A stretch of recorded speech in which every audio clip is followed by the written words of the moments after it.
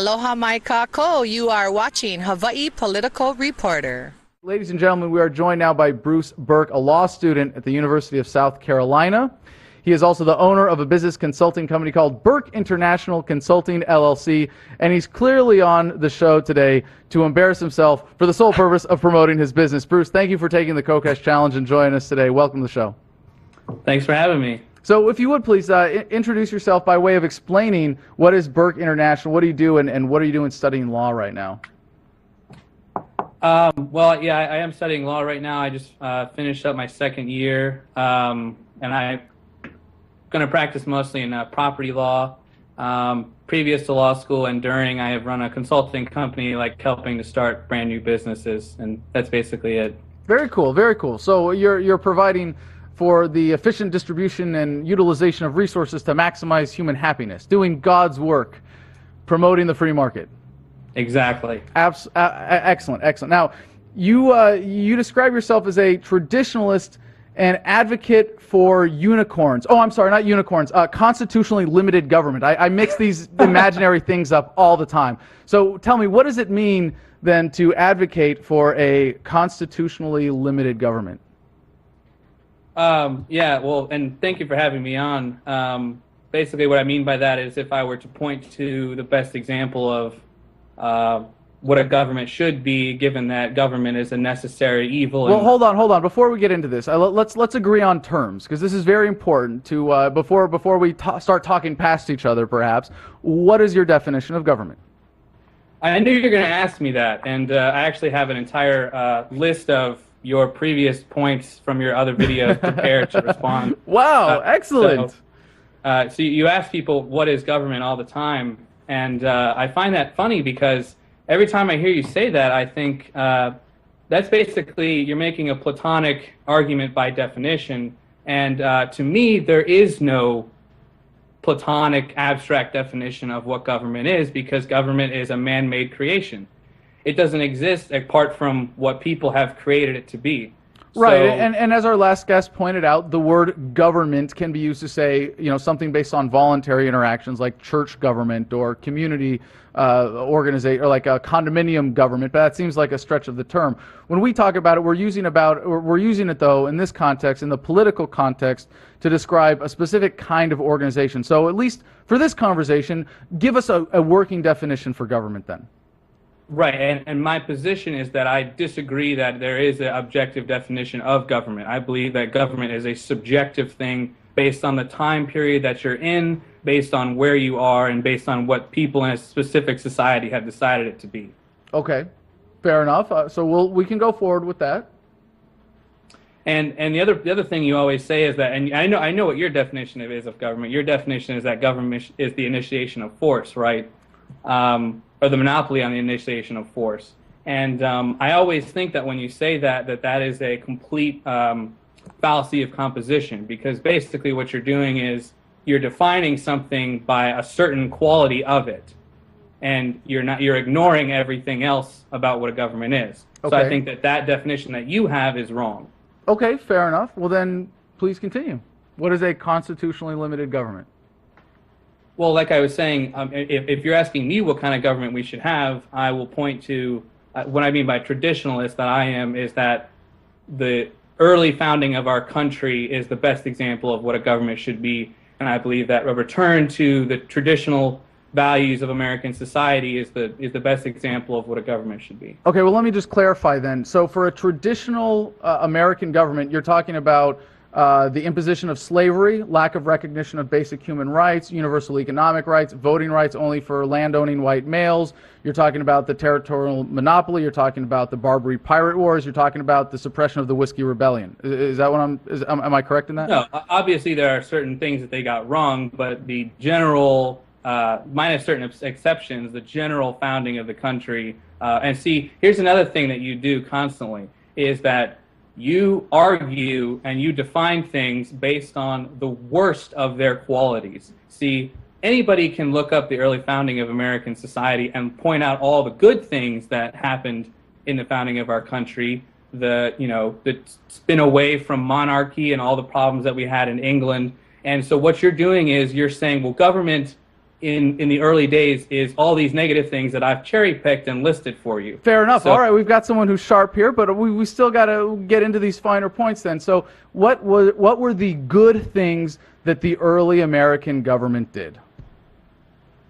well, I would say that I would cite to Thomas Paine here, because Thomas Paine, as you know, wrote Common Sense, and he basically said that government should be judged by how well that we recognize life, liberty, and the pursuit of happiness and property rights. Right. And I believe that the early American society is the best example of name a good thing that the institution of early American government did. The separation of powers, the separation of that's not doing something. That's not. Give me something that the government proactively constructively did. They signed a constitution that separated powers between an executive, a judicial, and the legislative. They put words on paper. I'm sorry, that doesn't qualify. That does not. You need to give me specific things that came out of that this group of people calling themselves government physically did that resulted in something good for society. The Bill of Rights. Again, that's a negative. The Bill of Rights says the government shall not do things. So I agree with you there that it's a good thing that the government not do things, but you still have not named a good thing that the government has done. Okay, but I simply just disagree with you. So the Fourth Amendment is a great thing to have. It secures your property rights. Well, it doesn't really work because it's words on paper and it's intended to restrict an institution that is going to determine when it's appropriate to respect those words and when not. If it wasn't for the government in the first place, we wouldn't need the Fourth Amendment. Right, but Adam, you're simply just spinning everything. You're only citing two bad examples of the Fourth Amendment. Okay. But you are ignoring every example of... Okay, so give me an example. Okay, give me an example of... Give me an example. Houses in society, people get to have protections of their cars and being searched by police just because of the Fourth Amendment. So I don't want you to spin the Fourth Amendment for the viewers and say that only the bad things are going to be cited. The Fourth Amendment is fine, but again, give me a specific example where something other than government was creating a threat to our privacy or our rights, and because of the Fourth Amendment, government was able to somehow actively defend or protect those rights. There are a million court cases that you can go read that cite to specific examples of people being intruded by the police and the Supreme Court throwing out evidence and letting these people go because the police didn't act properly. Okay, I'm sorry. Lists upon lists of it. Okay, so again, you're saying that the government, as in the police, has violated people's rights, and it's good that the government somehow limits that like if it's going to rape you, it only goes so many inches deep instead of going as deep as it can. I mean, that's what you're saying is the good thing about the Fourth Amendment. Again, I challenge you, sir, back to this original founding, this ideal state of the American government. Now, excuse me, not ideal, but where you are saying that it was a good thing. What was the government doing that was beneficial and good, that it did as an institution proactively, not in limiting itself, not in saying we won't do these things? What did it actually do to help the American people?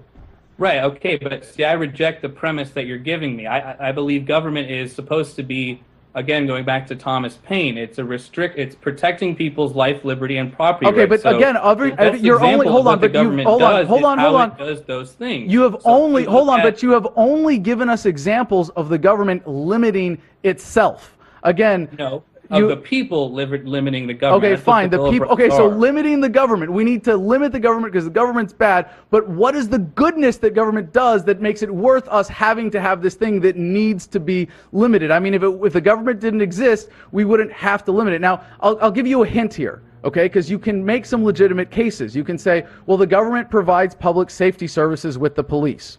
You can say that the government provides collective defense services with the military, right? I mean, you can say that the government provides welfare services with welfare programs and actually helps and provides to people.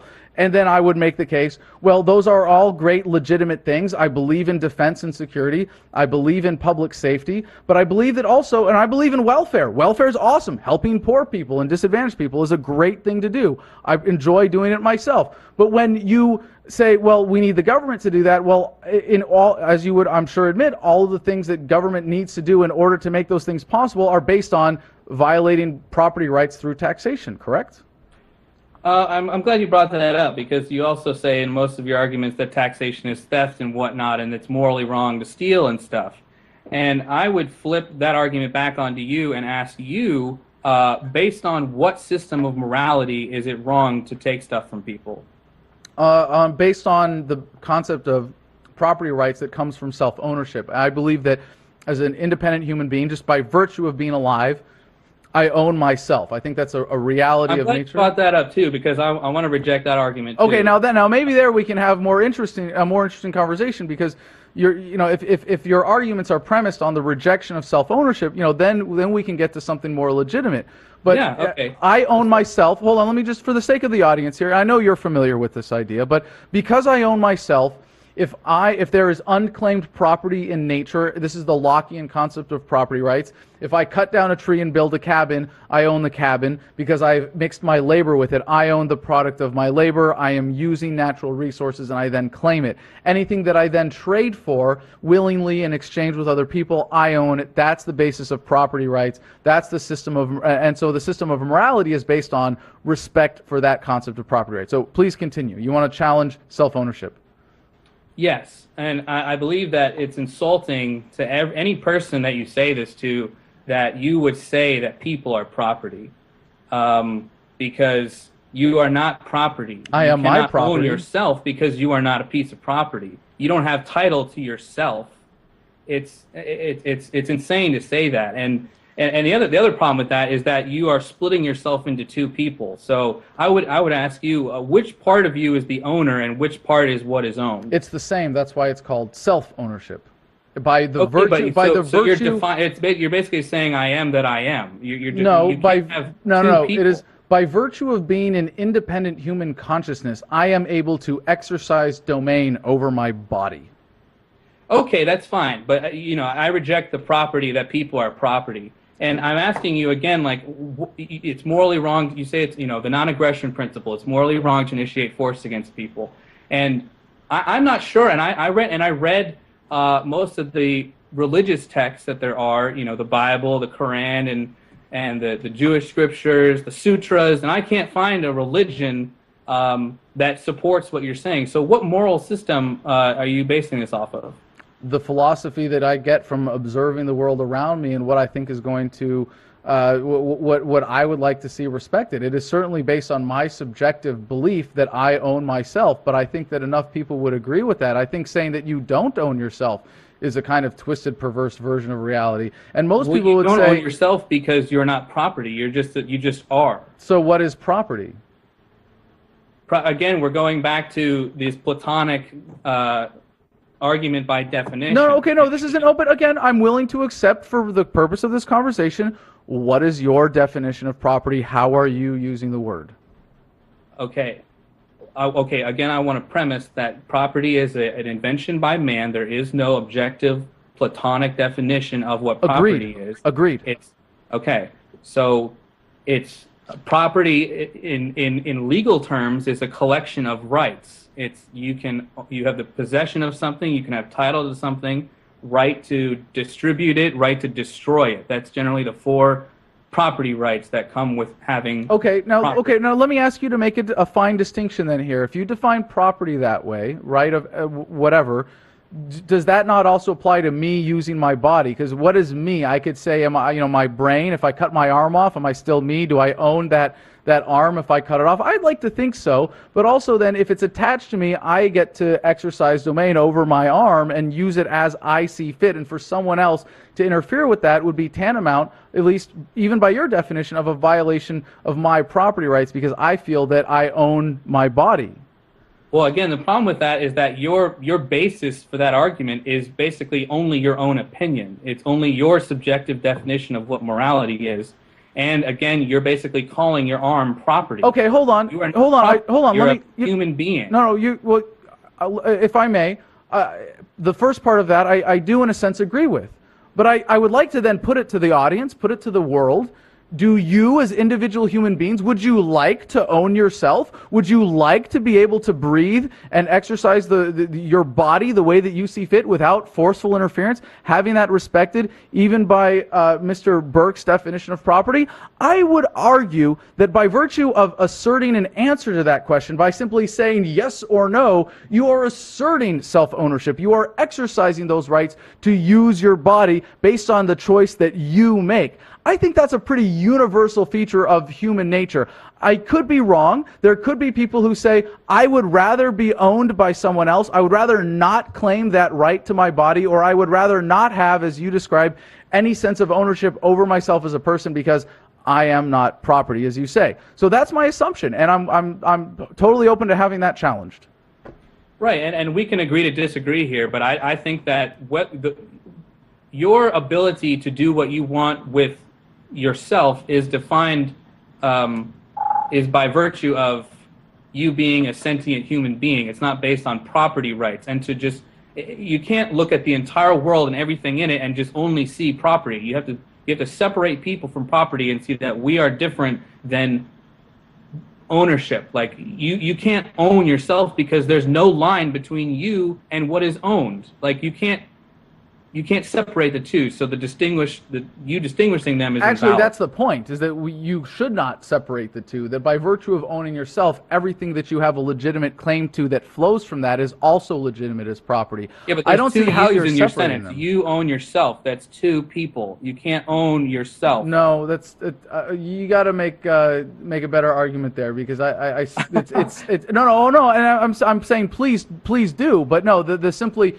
you're talking about two different people. No, that doesn't hold water. Self-ownership, that is by virtue of being a independent, conscious entity, you own whatever is biologically attached to that. I believe that is a function of the construct of property rights that is the most consistent and practical and subjectively preferential concept of property. So please suggest an alternative. We get back to the problem of that is only your subjective opinion, and you can't go and say that what I think is wrong because it's only your subjective opinion. So if someone disagrees with you and says, I don't believe that you own yourself or whatever and all that stuff you say, you have no basis to assert your opinion or say that you are correct because what you're saying is subjective. Actually, here's the basis. When someone says, Adam, I disagree with you, I don't own myself, what they are doing is exercising self-ownership. They are exercising control and domain over their body, their vocal cords, their lungs, whatever it is that they are using to make that statement. It doesn't mean that they're property. It just means that they're a human being.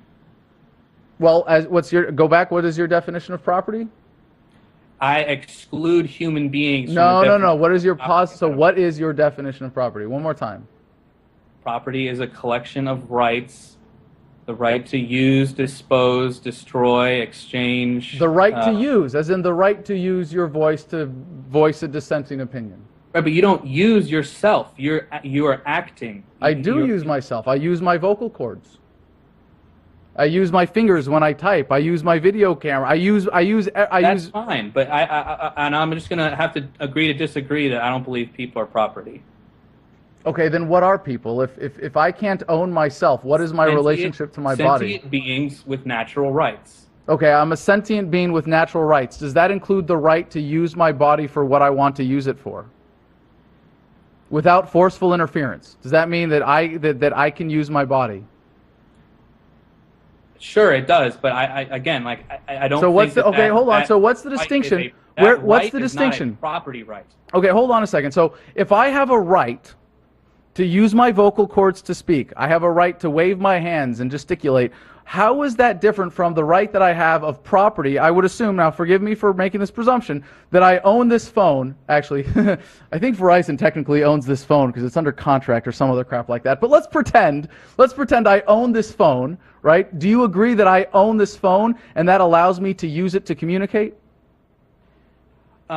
Actually, I'd like to move on to a different topic here because I think that we're just going to butt heads with this. No, this is important. No, because I want to ask you a very specific question, and we can move on. Just make your point. Like, okay. I don't want to go through Socratic Well, questions. no. My point is that you do not have a way of distinguishing how external property is something that I have a right to use, and yet my body is not, except for you are saying that biological attachment to my sentientness makes it somehow different. And I think that is an artificial division that you are using to twist some other, that is a twist of logic that you are using to justify some other proposition that is essentially a violation then of what I would describe as self-ownership rights.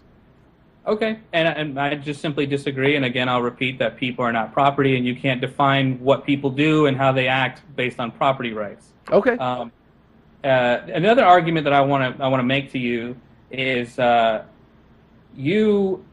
to me, again, and I want to make this case for everybody that is watching this who considers themselves to be a voluntarist or wants a stateless society. A lot of people, I think that don't understand the complications of like contract law and the law of wills and property and what happens when you do an exchange.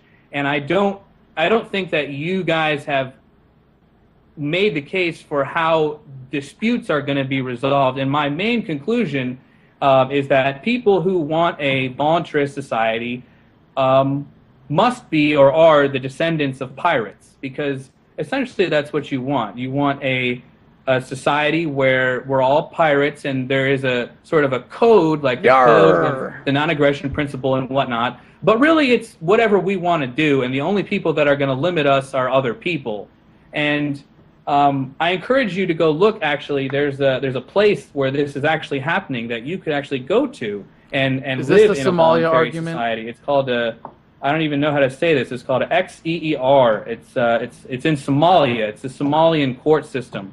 It's a polycentric legal system where everything is based on property rights. There's no real like criminal laws, and everything is resolved by sort of arbitration, like the way that you like. And I encourage you to go there and see if that's what you would want to happen and live in that society, because essentially that's what you want. And okay, to tell someone else what they want in that sense is you've been wonderful and engaging so far, but that is really kind of crossing a line of presumptuousness. Now, first, let me address the Somalia argument, because this comes from a lot of people. First of all, in Somalia, property rights are not respected, natural resources are not respected, access to natural resources by people that are using them are not respected, because Somalia has been a dumping ground for foreign corporations supported by foreign governments for decades now. And the reason there's a terrorism issue there is because people are trying to fight back to defend that. And if you actually look at the consequences of the system that you describe, which does have some similarities to what we might be advocating in a voluntary society, but again, you're making a dangerous presumption there, has resulted in an increased standard of living compared to people under the different systems in the surrounding areas in terms of the socioeconomic status of people who are able to prosper more. And yes, living in Somalia compared to living in the United States, when we talk about quality of life, is pretty damn shitty.